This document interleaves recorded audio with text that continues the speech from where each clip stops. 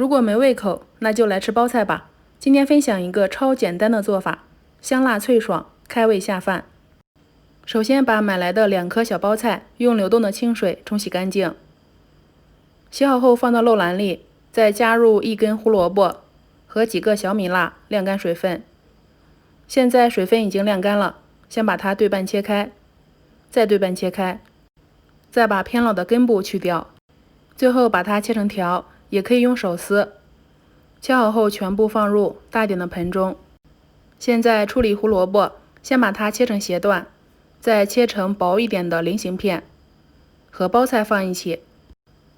再把小米辣加进来，如果不能吃辣的，小米辣可加可不加。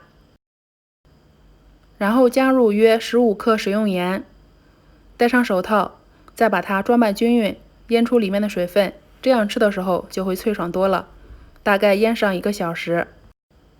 接下来向无生水的碗里面加入3勺辣椒面，再剪一点干辣椒圈进来，这样吃的时候可以增香。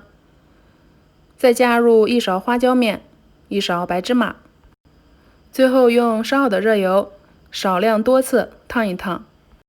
第一次加过食用油之后，先用筷子搅拌均匀，再加入第2次食用油。这样做可以防止辣椒烫糊。然后再向里面加入2勺白色的米醋，用白色的，这样做出来颜色好看。搅拌均匀，把它放凉。现在包菜已经腌出好多水分了。然后找一个无生水干净的笼布，把腌好的包菜放上来，再把水分挤得干净一些。挤好后放入大盆中，然后准备2头大蒜，用拉蒜器拉成末，和包菜放一起就行了。再把放凉的辣椒油倒进来，用筷子搅拌均匀。这个时候可以尝一下，如果盐味不够，还可以继续加入食用盐的。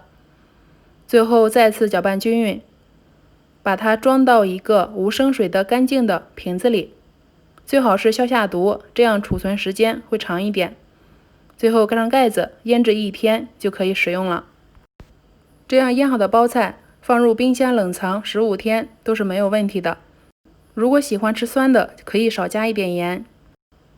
吃饭前盛出1小碟，加点小磨香油拌一拌。无论是做粥、配面条、馒头、米饭等等，都是非常的香辣脆爽。再补充一点，腌包菜时全程不要碰到生水就行了。今天的分享就到这里了，喜欢的话可以先收藏起来哦。我是阿胖，谢谢您的观看。